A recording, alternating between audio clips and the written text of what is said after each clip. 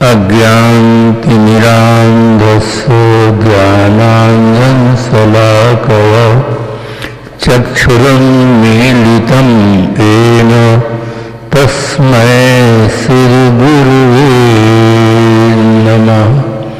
सर्वे भवन्तु सुखिनः, सर्वे सन्तु निरामयाः, सर्वे भद्राणि पश्यन्तु मा कश्चित् दुःखभाग् भवेत्। विभिन्न आश्रमों से पधारे हुए सुधे संत गुरुजन, धर्म प्रेमी सज्जनों, श्रद्धामोर देवियों एवं प्रिय बच्चों, अभी आप अनेक महापुरुषों से जीवन के विविध पहलुओं पर बहुत ही महत्वपूर्ण विचार श्रवण किए। एक दिन तूफान कम हो जाएगा, एक दिन तूफान कम हो जाएगा, खुद ब खुद पाषाण नम हो जाएगा, स्वर्ग चूमेगा धरा के बढ़ चरण, आदमी जब आदमी बन जाएगा। अगर आदमी सचमुच अच्छा आदमी बन जाए तो घर, परिवार, समाज, देश, विश्व की अनेक समस्याओं का समाधान अपने आप हो जाए और इस धरती तल पर स्वर्ग उतर सकता है। आज इसकी बहुत बड़ी आवश्यकता है। सत्संग हमें उसी दिशा की ओर ले जाता है। सत्संग शब्द का अर्थ होता है सत धन संग बराबर सत्संग। सत सदाम सज्जनानाम संगः सत्संगः, सज्जनों का संग सत्संग कहलाता है, अथवा सत्य से संगः सत्संगः, सत्य का संग सत्संग कहलाता है।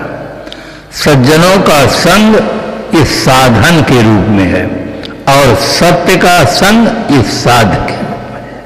साधन जब सही होता है तब साध्य प्राप्त होता है। इसलिए प्रथम हमें संतों के, सज्जनों के संगत की बहुत बड़ी आवश्यकता है। आज प्रबुद्ध मानव एक प्रश्न उठा रहा है कि वो सत्य क्या है। संसार में अनेक संप्रदाय हैं, अनेक गुरुजन हैं, अनेक मान ग्रंथ हैं। उनमें विविध प्रकार से वर्णन हुआ है। सत्य के लिए आपस में सभी कहते हैं कि हमारा सिद्धांत सही है, हमारा मत सही है। तो वास्तव में सत्य है क्या?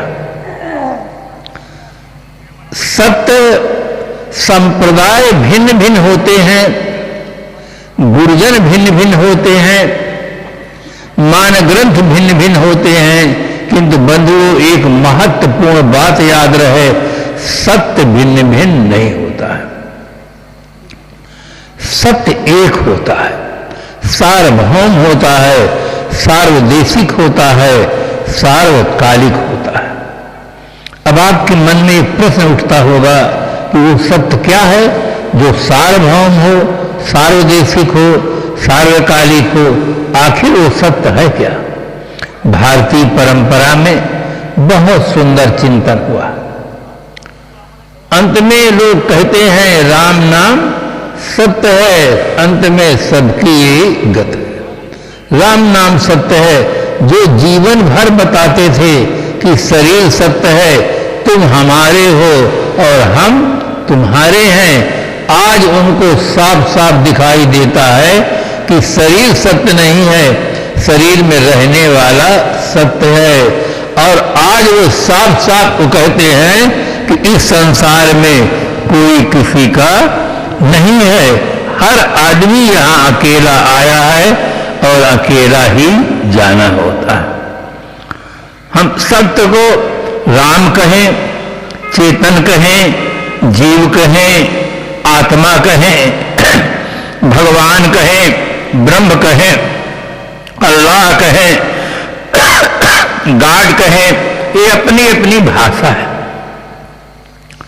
भाषा पर ध्यान न दे करके हमें तथ्य की ओर ध्यान जाना चाहिए। तथ्य क्या है? शरीर के अंदर एक ऐसा पदार्थ है जो चिन्मय पदार्थ है, जिसका होना ही जीवन है, जिसका न रह जाना ही मृत्यु है।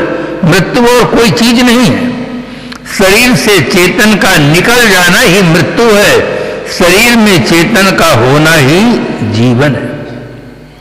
जिसके रहने से देखना, सुनना, खाना, पीना, व्यापार, राजनीति, धर्मनीति सब कुछ होता है, जिसके चले जाने पर सब बंद हो जाता है, वही पदार्थ सत्य पदार्थ है और वो सबके शरीर में है।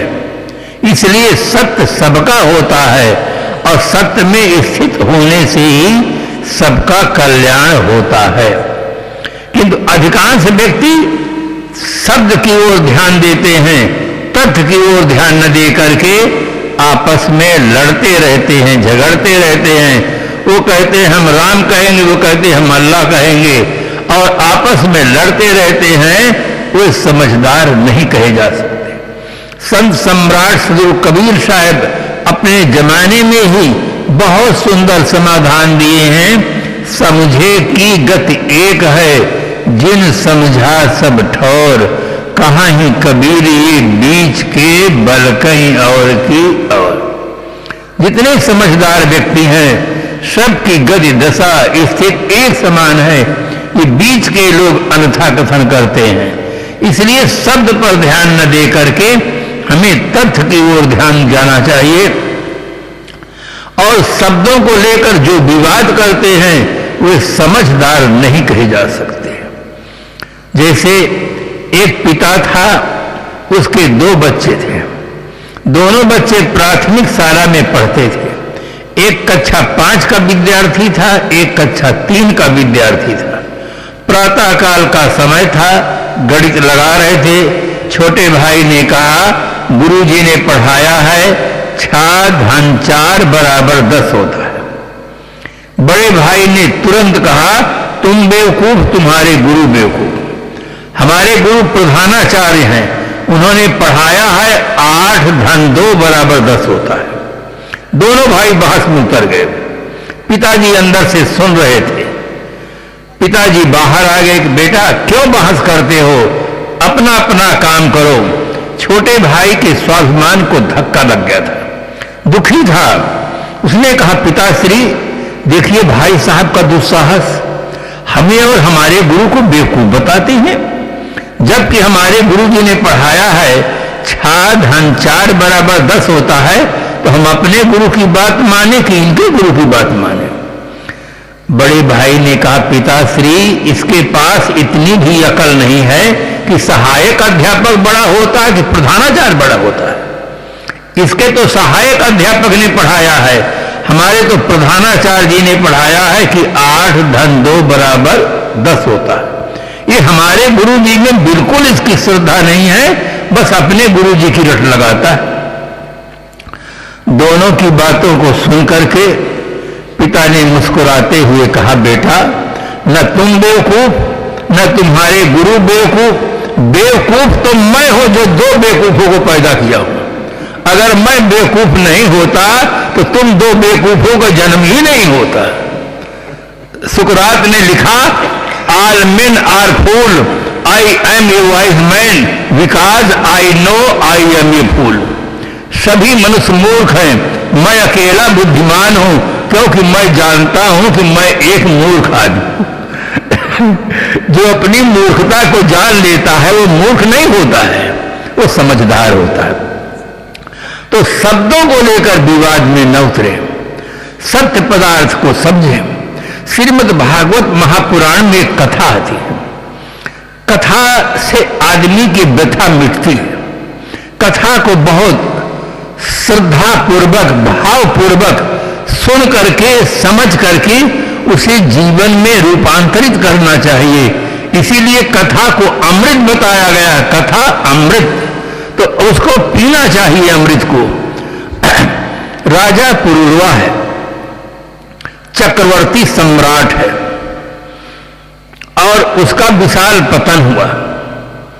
और दूसरा राजा ऋषभ देव जी हैं और उनको जब विराग होता है तो अपने पुत्रों को बुलाते हैं।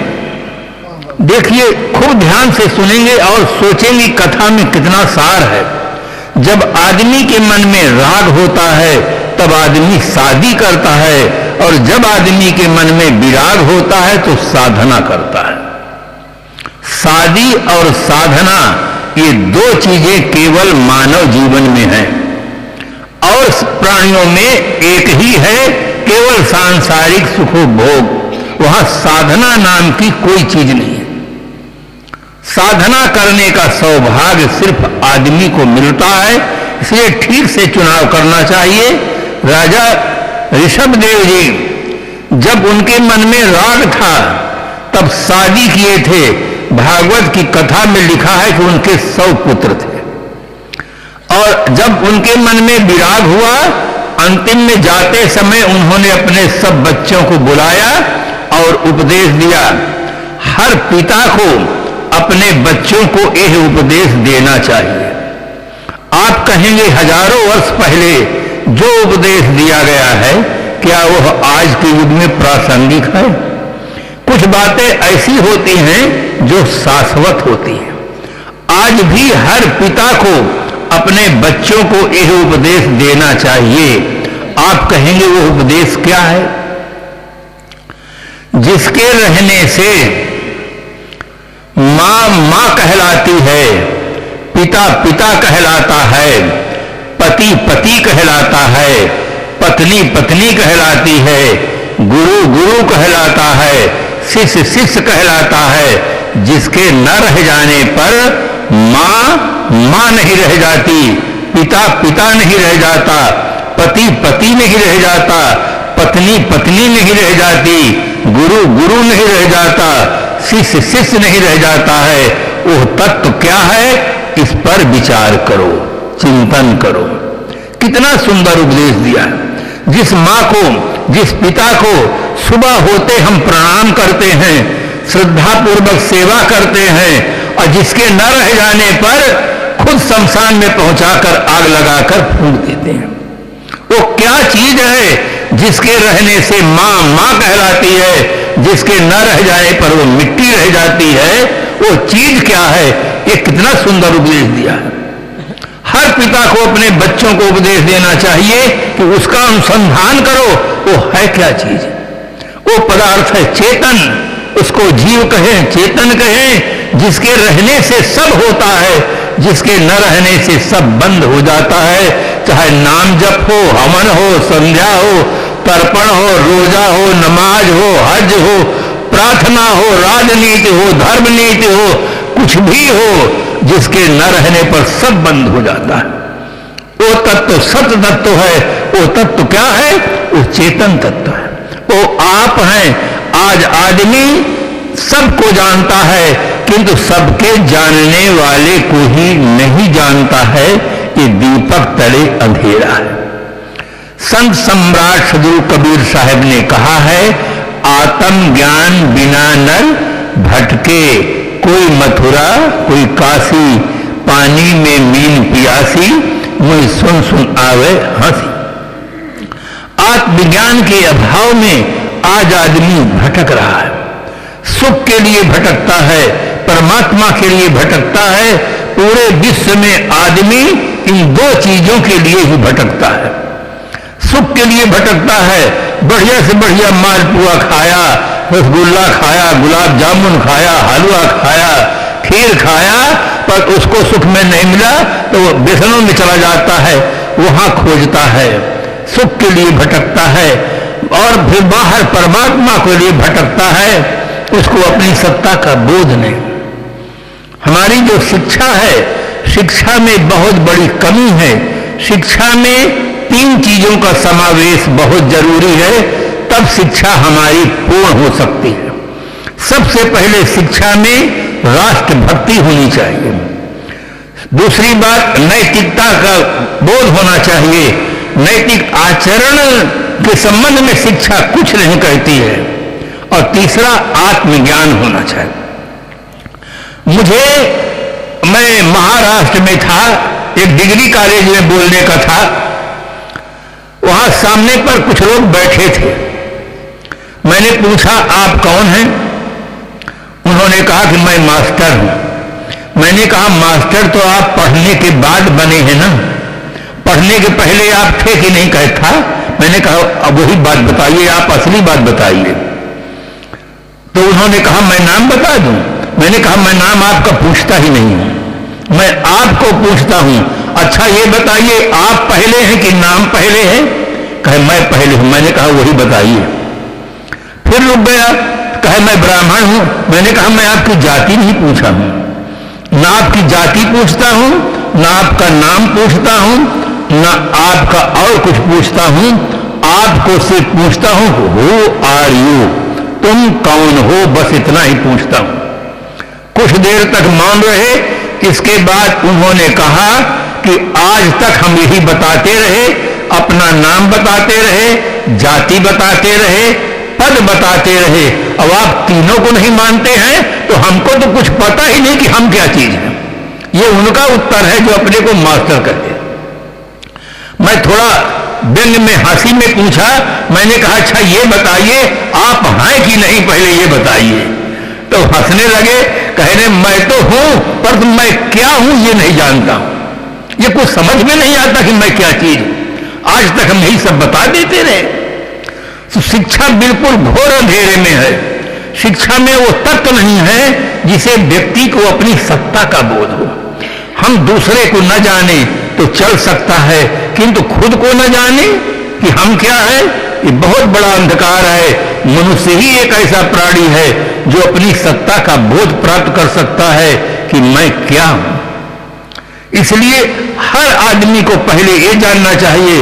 एक व्यक्ति से मैंने पूछा कि आप बताइए हाथ है कि पैर है कि आंख है कि कान है कि नाक है कि दांत है कि सब मिलाकर हूं।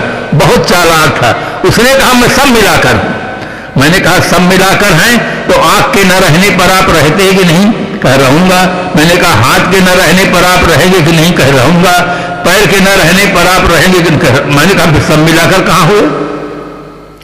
तो आदमी बहुत कुछ जाना है, बहुत कुछ पाया है, किंतु अपने आप को नहीं जान पाता है कि मैं क्या चीज हूं। एक आदमी था, गाड़ी खड़ी करके होटल की ओर बढ़ा। रास्ते में एक व्यक्ति मिला। उसने कहा श्रीमान जी आप कौन हैं? उसने कहा मैं मोटर हूं, मोटर। उसके उत्तर को सुन करके वो तो हंसे, आसपास के लोग हंस पड़े कि ये कुछ पिए हुए है, होश में नहीं है तो ये ड्राइवर है। अब अपने को कहता है मैं मोटर हूं। वास्तव में वो शराब पिया था, इतना छक कर पी लिया था कि उसको होश ही नहीं रहा कि मैं मोटर हूं कि ड्राइवर हूं। शराब हमारी भारतीय भाषा का शब्द नहीं बंधुओं, शराब अरबी भाषा का शब्द है। सर धन आब बराबर शराब। आब कहते हैं पानी को, सर कहते हैं शरारत को। ऐसा पानी जिसके पीने से शरारत पैदा हो, उस पानी का नाम शराब है।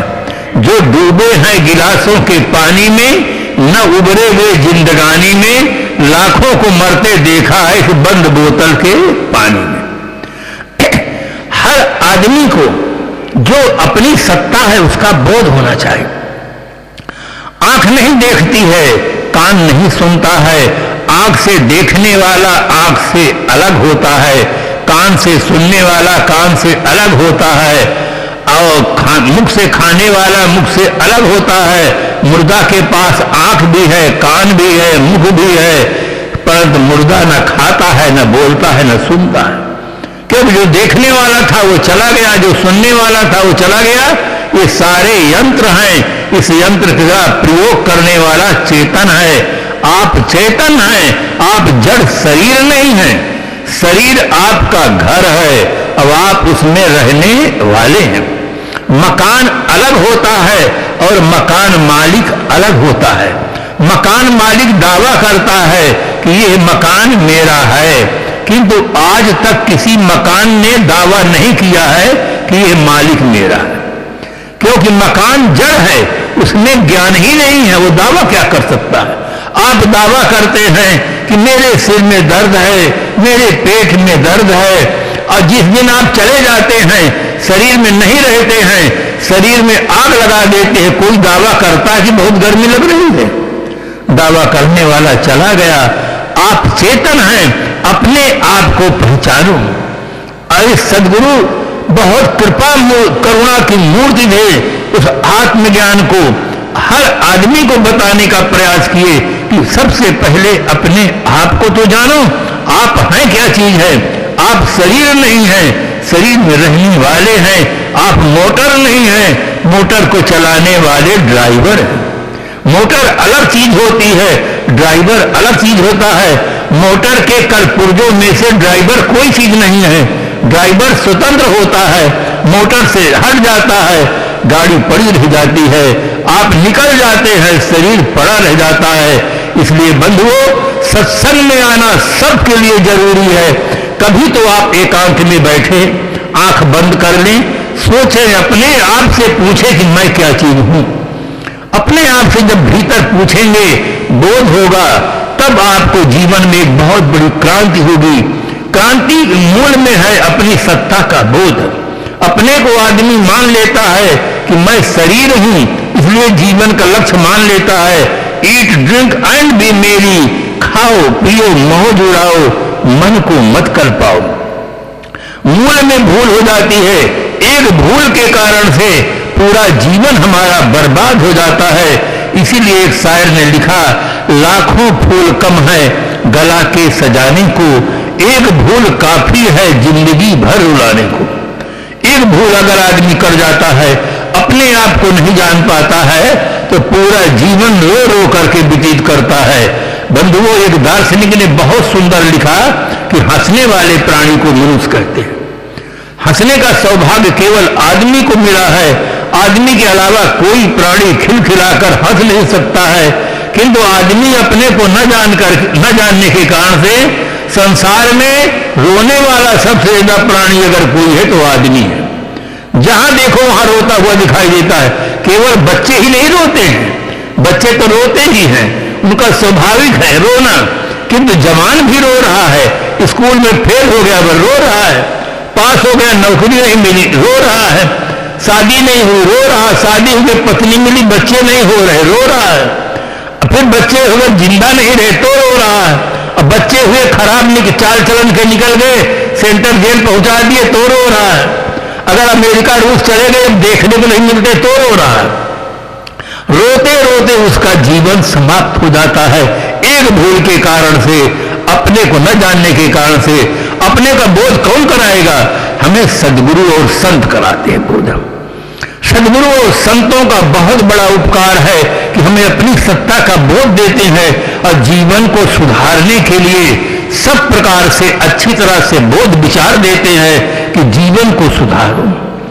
भौतिक विकास करने के साथ साथ आदमी को अपने जीवन को सुधारने का प्रयास करना चाहिए, जिससे हम बाहर से भी संपन्न हो, भीतर से भी संपन्न हो। बाहर से हमारी संपन्नता हो, आर्थिक स्थिति हमारी अच्छी हो, भीतर से हमारी मानसिक स्थिति अच्छी हो, निर्मल विचार हो, व्यवहार सुंदर हो और परमार्थ का बोध हो।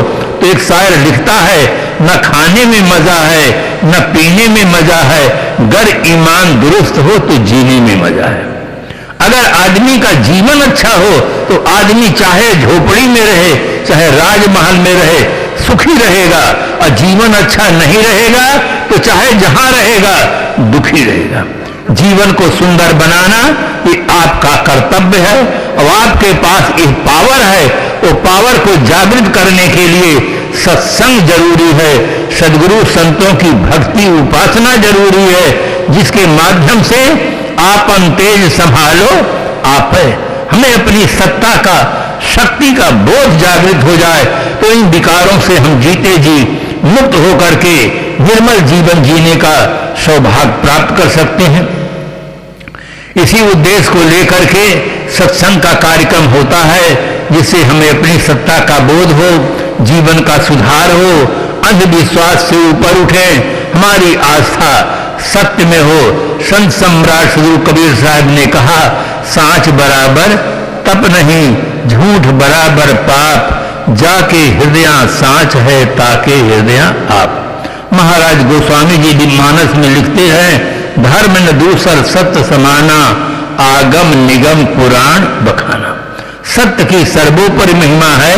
इसलिए बंधुओं, सत्संग से सत्य का बोध प्राप्त करें और सदाचार निष्ठ जीवन जीने का सौभाग्य प्राप्त करें। इन्हीं शुभकामनाओं के साथ अपनी वाणी को विराम देते हैं। सभा में उपस्थित सभी सज्जनों देवियों को खूब खूब शुभकामनाएं, शुभ आशीर्वाद। कार्यक्रम के आयोजक सिद्धेश साहब और राम कुमार जी सबको बहुत साधुवाद और संत गुरुजनों को सादर साहेब बंदगी।